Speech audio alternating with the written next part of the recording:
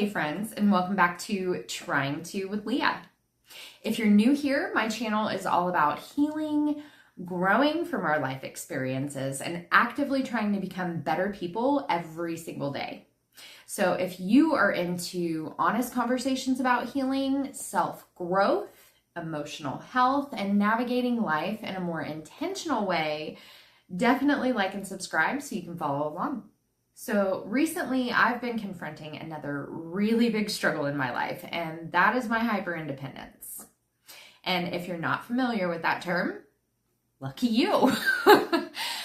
But seriously, hyperindependence is basically when you get so used to being let down by everybody around you that you just stop trusting anybody else to help you. You actually convince yourself that depending on other people is not safe. It's dangerous. You're going to be let down. So your brain kind of develops this survival strategy of, okay, fine, I'll just do it all myself. And for me, that did not appear overnight. That mindset was built up slowly over years through disappointments in relationships and work, and just disappointments in general, through feeling unsupported and carrying my emotional burdens alone. And eventually I became somebody who just felt uncomfortable asking for help at all, even when I desperately needed it. Especially in my career, I noticed this pattern pretty much constantly. If I delegated something and it wasn't done exactly the way I needed it to be, instead of communicating or asking for support, I would just overcompensate and take all of that stress and all of that responsibility back onto my own plate. I would stay up later, I would work extra hours and work harder and stretch myself thinner because somewhere along the line I learned that relying on people meant risking being disappointed. And I think a lot of that also came from control, not in a malicious way, but in an anxious way, because I've been anxious my whole life. I hated feeling out of control, and I hated uncertainty. I hated the possibility that things were not going to meet the standard that I had set for myself. So I tried to control everything myself. And when you combine hyperindependence with people-pleasing tendencies, it's basically a giant recipe for burnout. Burnout and I became very close friends over the years because burnout is the natural continuation of overextending yourself constantly. When you believe I have to handle this all on my own, I can't burden anyone, nobody else is going to do it right, and I just need to push through and deal with it myself, eventually your mind and your body are going to hit a wall. And for a long time, I normalized that exhaustion. I thought it was normal just to function while I was completely depleted. I actually normalized carrying my emotional pain completely privately while still showing up perfectly for everybody else. But eventually I started realizing something really important. Just because I can carry everything alone does not mean that I'm supposed to. And that really changed a lot for me because I started asking myself different questions, like, why do I feel guilty when I need support from other people? Why do I believe that my needs are too much? And why do I feel safer suffering quietly than just asking somebody for help? And the more I reflected on that, the more I realized how deeply connected hyperindependence can be to emotional wounds. A lot of us learned that vulnerability wasn't safe. Maybe we were dismissed or abandoned. Maybe we were just disappointed repeatedly in life. So instead of learning healthy dependence, we learned emotional self-protection. And eventually that self-protection becomes isolation, even around people who genuinely love us. And of course, this all came to the surface recently for me on Mother's Day, which was just a couple days ago when this airs. But Mother's Day has always been complicated for me emotionally because of my history with miscarriage and my fertility issues. And while I'm incredibly grateful that I do have my son, grief does not disappear just because joy also exists. You can hold gratitude and pain at the exact same time. And I think that sometimes people forget that. So on Mother's Day, I did what I've always done. I pushed everything down.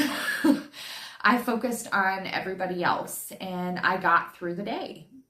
I tried to ignore what I was feeling. And in my head, I thought, you know what, I'm really sad, but I handled it. I did great. But apparently I was not hiding it nearly as well as I thought I was because later on, my husband told me, you looked really sad today. And it was almost like the second he said that, it was just like the floodgates opened. Everything that I had been suppressing just kind of exploded out of me all at once. And I cried and processed and spiraled emotionally for just a little while. But I ended up going on a long walk afterward, which I walk every day, so that's healthy for me. But it took me about until the 5th mile before I could finally regulate my emotions enough to just think clearly again and get out of that depression. But during that walk, I actually had several realizations that genuinely shifted something for me. So the first realization that I had was that I have spent most of my life telling myself a story that my pain is always going to show up at the worst possible times. That it would always interrupt my healing and my happiness. It would interrupt my ability to move forward. And when you've experienced repeated pain like that, that story can really feel true. Because your brain uses past evidence from your history to predict future outcomes. But during that walk, I realized that just because a story feels familiar doesn't mean that it's true.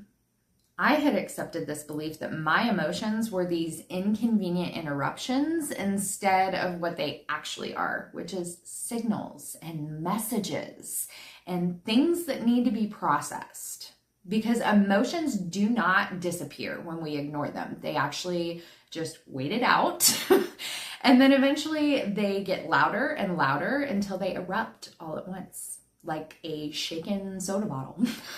And that's exactly what happened to me.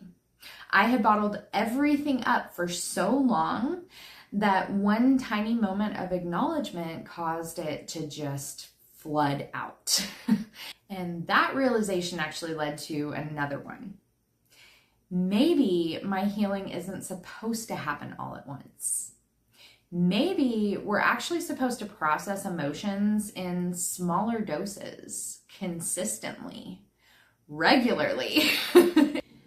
And that changed the way that I view emotional processing completely. Because I realized that maybe it's okay if some days look like healing is crying for 10 minutes, and other days healing is journaling or talking or resting or just admitting that you're struggling. And then came probably the biggest realization of all. And I remember feeling this overwhelming thought during that walk is that I always have to do this all alone. And for a second, that felt very, very real. But then I caught myself because that was just another story that I was telling myself. Not a fact, just a story. And I think as humans, we do that pretty much constantly. We look at our painful experiences from our past and create these identities around them. We tell ourselves, this is just what happens to me. I'm always alone. No one understands me. I can only rely on myself. And sometimes those stories protect us and they serve a purpose, but eventually they start making us feel imprisoned instead. Because if you believe that nobody's going to support you, you stop giving people the opportunity to support you. And that was really hard for me to understand at first because I realized that I had been emotionally isolating myself for years. Not intentionally, of course, and not maliciously, but protectively. And once I recognized that, I decided to do something about it and do something different. I started opening up, not to everybody and not in an unhealthy way. I wasn't trauma dumping or anything like that, but just honestly communicating with people that I trusted and loved. And the moment that I did that, I felt such relief because I realized I wasn't the only person actually carrying all of this pain. My family felt that pain too. My husband felt it too. The grief wasn't just isolated to me. And by finally talking it out and talking about it instead of hiding it and suppressing it, I didn't feel trapped inside of my emotions anymore. I think one of the most healing moments for me was just by saying, sometimes I just need a hug and an I love you. And that sounds really small, but for somebody who is hyper independent, asking for emotional comfort can really be terrifying because it requires vulnerability, and vulnerability requires trust. But the beautiful thing that I realized is that there are people in my life who actually want to support me and love me and help me. And I just wasn't letting them. And this does not mean we should unload every emotional burden onto everybody else around us. But healthy support still requires boundaries. There's a huge difference between healthy vulnerability and emotional isolation. And I think a lot of us actually confuse the two, especially if you're somebody who keeps everything bottled up because you don't want to feel like a burden. That's my biggest thing, is I don't want to feel like a burden. But the truth is, connection with other people is part of healing. We are not supposed to process every painful experience entirely alone. And opening up about something painful doesn't make you weaker. It actually makes you feel safer, lighter, and more connected. So this week, I want to encourage you to think about one experience in your life that you have been suppressing or avoiding talking about. Maybe it's something painful or heavy. Maybe it's something that you have convinced yourself for a really long time that you just have to carry it alone. And ask yourself the question, is there one person, just one, that I could open up to about this and talk through it with? Because sometimes healing starts with just allowing yourself to be seen, to be vulnerable. And if you open up, I think you'll probably experience something similar to what I did, which was a huge emotional release and a huge weight lifted off your shoulders. And the realization that pain becomes lighter when it's shared with other people. The pain is probably still going to exist, but every time you process it, instead of avoiding it, it loses a little bit of that power that it has over you, and you end up healing.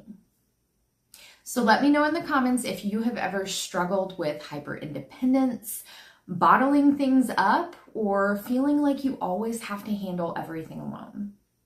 And if you're trying to open up more to other people lately, I am right here with you. I really believe that the more we create safe spaces for each other to just heal and talk honestly and vulnerably, the better off that we all become. So thank you guys so much for being here and listening today. I hope you guys have an amazing week, and keep trying. Keep working on your life, because life gets better when you try.